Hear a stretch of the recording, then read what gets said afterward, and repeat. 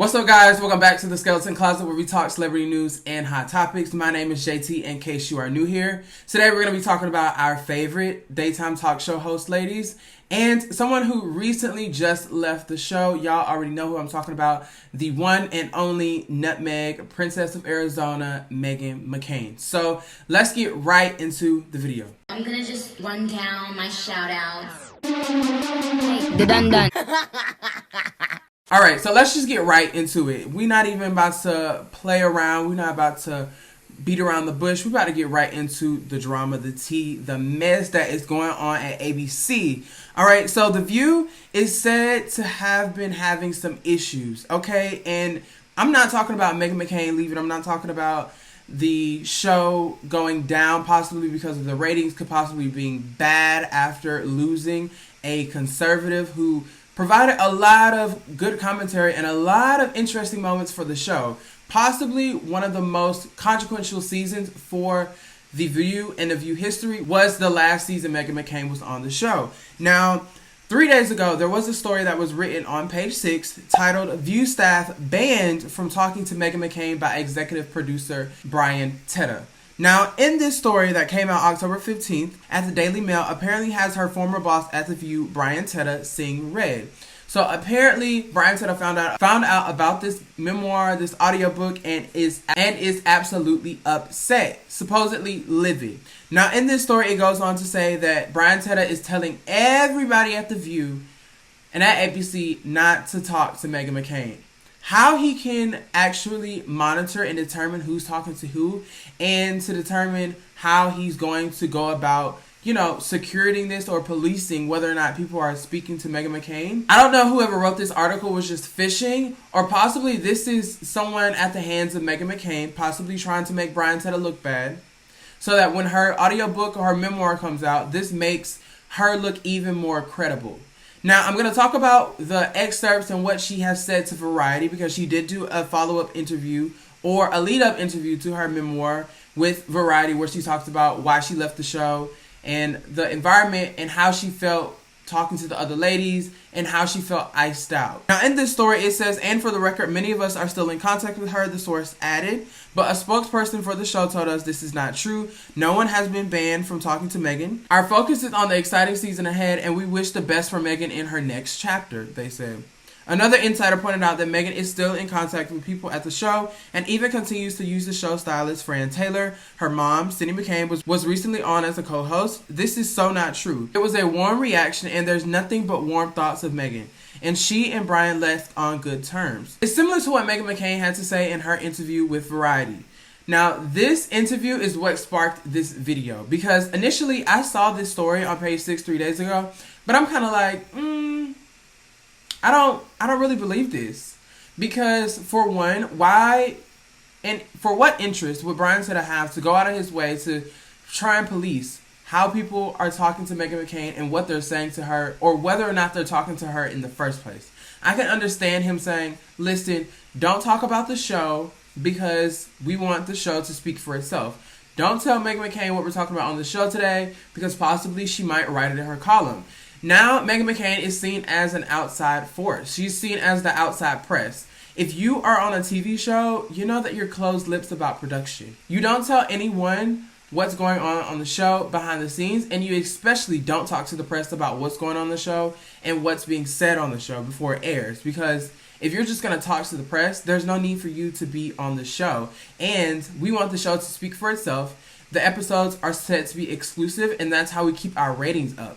We can't keep our ratings for what they are if we're just letting people, willy-nilly tell the press everything that's happened on the show. If they can read the Washington Post or the New York Post or the Daily Mail and get their information about what happened on The View, why would they watch The View? In this article on Variety titled "Meghan McCain Tells All: The View's Toxic Work Environment, Why She Really Left, and Her Feud with Joy Behar." Now, y'all already know, way before the existence of this channel, Meghan McCain and Joy Behar had a relationship that was very good for television.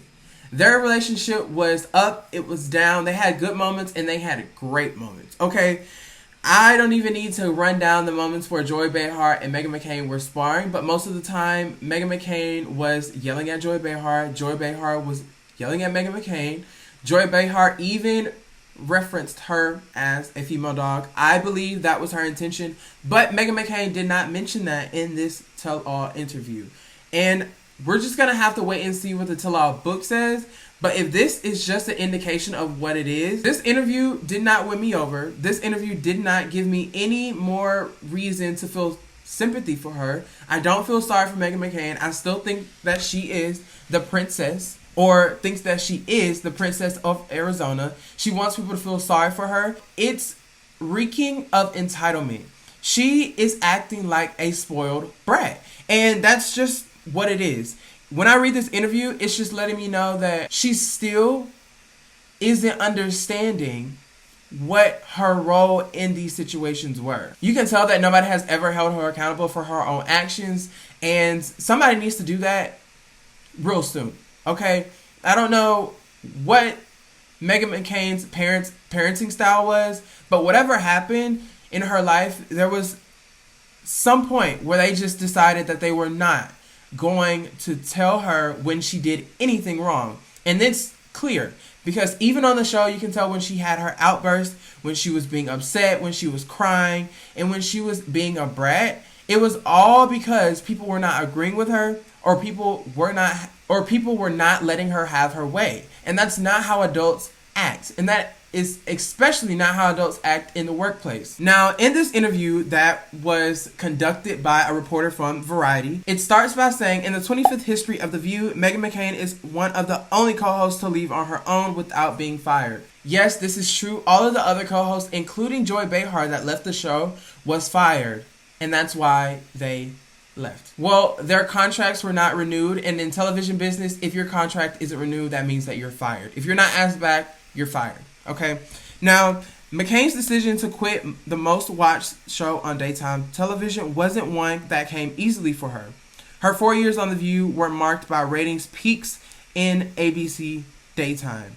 Yes, this is true. When Meghan McCain was on TheView, the show had record numbers in ratings. It was some of the best seasons for TheView. And that's because Meghan McCain and Joy Behar's relationship on TV was simply golden. Seeing someone fight midday about politics and hot topics that are going on in the world, give me an escape from my workday. Let me have a great lunch so that I can laugh and have somebody to be angry with, and I can take my anger out vicariously through Joy on Meghan. Whether or not you agreed with her, you have to admit that Meghan McCain being on television was good for TV, and she was good for TheView. That's why for so long I was so bummed when Meghan McCain said that she wasn't going to be on the show anymore, because what are we going to talk about?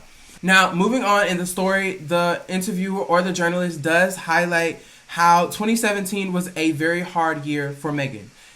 It says, but it was also a devastating time in her personal life. Her father, Senator John McCain, rest in peace, who had encouraged Meghan to take the job at TheView in October 2017, died of glioblastoma in August 2018. The country was consumed by Trump. Backstage at TheView, Meghan felt like she couldn't say or do anything without someone on the show leaking stories about her being cold or difficult to the tabloids. It all took a toll on her, she says. Now, again, this goes to my point of people speaking to the press. A lot of people who aren't talent on the show want to feel more important than they are. I know that's going to sound very harsh, but that's typically how leaks happen on shows.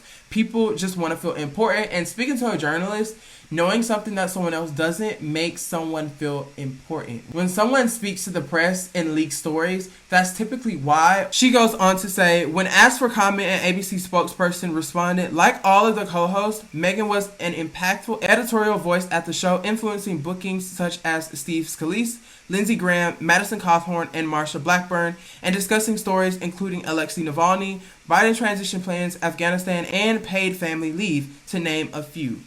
As McCain writes in her new audio memoir, Bad Republican, available this week on Audible, which I will be listening to, okay? I love that it's Audible because I can listen to it while I'm at the gym. I can listen to it while I'm in the car, while I'm in the shower, while I'm getting dressed. So I'm sure I will have it finished in no time. She decided that she had to leave TheView on January 5th, which is also my birthday. Her second day back from maternity leave, Meghan had given birth to her daughter, Liberty, in September 2020, and she was suffering from severe postpartum anxiety. She experienced irrational fears that someone would kidnap or hurt her daughter, and she was terrified about being on TV again. Now, these fears and these anxieties that Meghan McCain was having are some that are very genuine. I've heard women speak about postpartum depression and anxiety many, many times. This is something that mothers go through more often than is talked about. And I don't want to try and make it seem like anyone's attacking mothers or women. I just want to, clear that up before it gets started. During a political debate that day, McCain made a joke about Joy Behar, the show's resident liberal, must have missed her when she was gone. Behar scowled at her. I don't miss you. 0. Meaning 0%. I missed you. 0. I missed you. None. I didn't miss you at all. This apparently upset Meghan McCain. Yes, I know what you're saying. She was going through a difficult time because she was dealing with postpartum anxiety. Okay, that's fine. But if you just take a look at Meghan McCain's priors, you can see that if Joy had said this to her, she would have spiraled. She would have been upset. Now, I remember when this happened, and I was tuned in, and I was like, oh, yikes. And surprisingly enough, Meghan McCain did not respond the way that I would have expected her to respond. She was very shook. And you can tell because normally Meghan McCain would have been rapid fire, quick, and had a lot more fire to what she was saying. It seems like her feelings were genuinely hurt in that moment and she didn't know how to respond. Now, this is possibly because she was dealing with the postpartum anxiety and depression, which I'm so happy to know that she is doing better. But just taking a look at Meghan McCain's priors before this incident, it seems to me that Meghan McCain has always been a brat. She has always been entitled, and no one has ever held her accountable. Now, this interview is a quick read. It's not that bad. The length of the interview is actually not that bad. You can read it in about 5 to 10 minutes if you're interested. But I'm not going to read every single question that was asked, and I'm not going to read every single answer that Meghan McCain gave. What I am going to do is read some of the ones that are most relevant and most important. So, as you can tell, Meghan McCain is going to be talking about the toxic workplace in her new audiobook memoir. And the journalist asked her about the toxic workplace environment in specific and who she has problems with. So, I'm going to just give y'all a quick rundown of the people who she don't like. All right? I'm going to just tell y'all who Meghan McCain don't like so we can get that out of the way. Meghan McCain does not like Joy Behar. She doesn't like Joy because Joy goes toe-to-toe with her. She doesn't like Joy because she feels like Joy never respected her, and she feels like Joy looks down on her. And you can tell that Joy actually does not like Meghan McCain as much as they tried to lead on the show. They try and create this whole sisterhood or this whole kumbaya type of, moments on the show where it's just, we have conversation and we disagree from time to time, but we still respect one another and we're still friends behind the camera. They tried to pull that one over on us and nobody believed it because Joy Behar makes it pretty clear that she is not a friend of Meghan McCain. I think possibly they tried to be friends at the beginning and then Joy or maybe even Meghan realized that it possibly would have been the most difficult thing either one of the ladies have ever done before. And they possibly gave up on it. I can't really speak to that because I'm neither Joy or Meghan, obviously. The interviewer asked Meghan McCain if she found out who was leaking the stories about her, and she said, I tried very hard, I had ideas. It started to have a real impact, not only on my life, but on the lives of people who loved me and would read it and get upset. She says that she complained to HR and ABC about the leaks and the stories being written about her. She said, I complained to former ABC News president James Golston, Barbara Fedida, who is an ABC News executive, and the new president Kim Godwin, and senior vice president of ABC Gatlin Gordon. I made official complaints with HR. They knew how I felt. The excuse was, we don't know how to control it. And we don't. Do you want us to go on a witch hunt? Do you want this to be McCarthyism with a list? Do you want this to be the Inquisition? What do you expect us to do? And when we find them, do you want us to fire them for speaking to the press? Like, what do you want us to do? And if we find them, how are we going to prove that they did it? Do you want me to do a private investigation about everybody on the show? I'm sure there are hundreds of people that run TheView and work at ABC. How do you expect us to do anything about it? We can't control it. We don't know what to do. If you know who it is and you have proof, please provide it to us. But until then, What do you want us to do? Now, Kim, who is the senior vice president of ABC, was trying to talk Meghan into staying. But later on in the interview, Meghan McCain admits that when Joy Behar said that about not missing her and she was having postpartum anxiety and depression, she had a mental breakdown. She had a panic attack, and that was the day that she decided that she was no longer going to be on the show anymore. And that interaction absolutely solidified her not returning and her not renewing her contract. So they asked a question about Whoopi. When you first started out on TheView, you and Whoopi were close, right? And Meghan answers, not close, but warm and friendly. And I can tell that there was a sense of something there. There seemed to be a warm exchange between the two. And Meghan did often refer to Whoopi as a motherly figure to her. I can believe this. I can believe that initially Whoopi wanted to put the best foot forward and they wanted to start out right. And they wanted to have a relationship that could possibly grow. But it seems to me, and it says in this interview, that things went sour.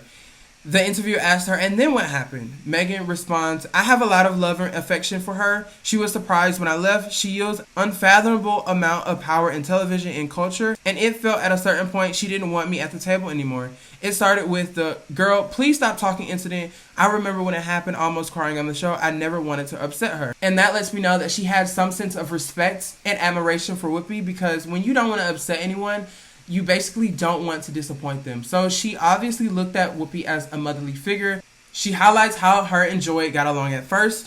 She says, fine, there were pockets of time when Joy and I had a great relationship. We have foundational things that are similar. We're both strong. We were both emotional. Neither of us like talking about our personal life on camera. I found a lot of synergy between us as women. And then she talks about when she thinks things went bad. And she says that during COVID, because during COVID, they left the studio, they weren't in person. And she says that she thinks it's easier to solve problems in person. Yes, that is true. When all I have to do is look at a camera and I don't have to sit at a table with someone, I don't have any resolve to make up any problems that we've had. I have no reason to go to you and be like, you know what, maybe what I said was wrong.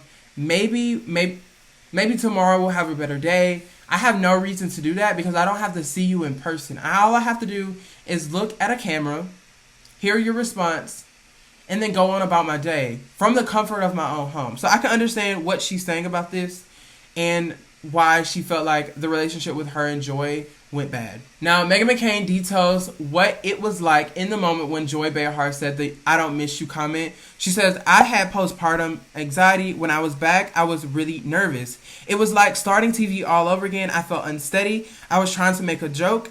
You missed me so much. If you watch the clip, her reaction was very sharp. I can't explain what it felt like. The people in the room with me in the DC bureau, there was a sound engineer and the hair and makeup artist. The sound woman looked shell-shocked at what she'd seen. She goes on to say how she had a mental breakdown. She says that she was bad and she started lactating. I did end up being able to go back on air. I remember Dr. Sanjay Gupta was on and he looked weirded out. He went out of his way to be nice to me. After the show, I went back to my office and had a panic attack.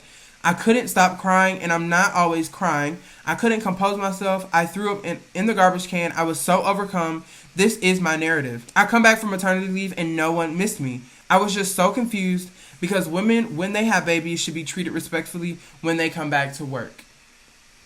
Yes, I can agree with Meghan, but if you know that someone's not your friend and you work with someone who isn't your friend, of course they're not going to miss you. And I don't really feel sympathy for her for this point. I do, however, have sympathy for her having postpartum anxiety and depression. I can't imagine what that must feel like, but I can understand how she must have felt. I know what anxiety feels like, but I don't know what postpartum anxiety and depression feels like.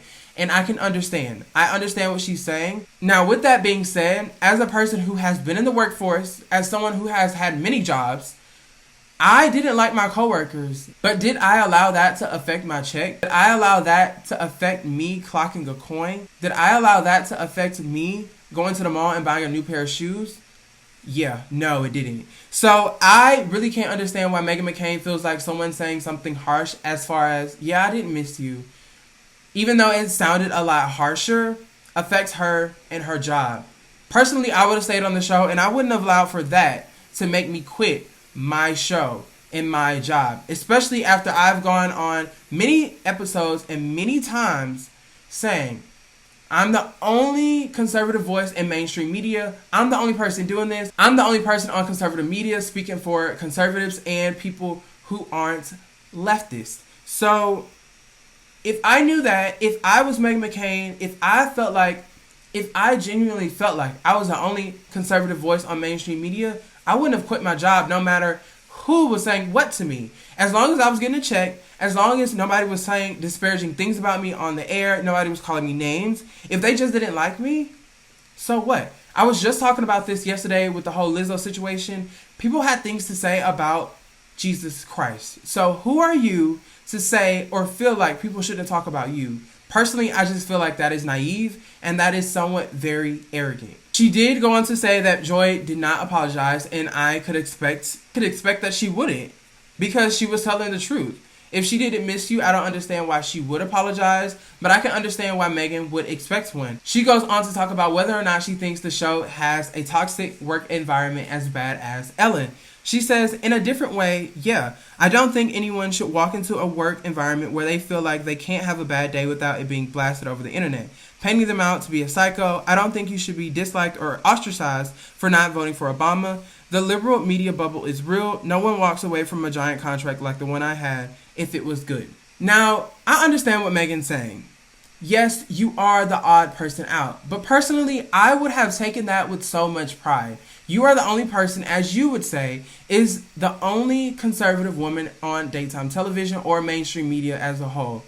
I would have taken that with pride and made sure that I went to my job every day and provided information to conservative people that watch TheView or mainstream media or consumed mainstream media and provided them with the best information possible so that I was doing the best job as a conservative woman on daytime television that I could do.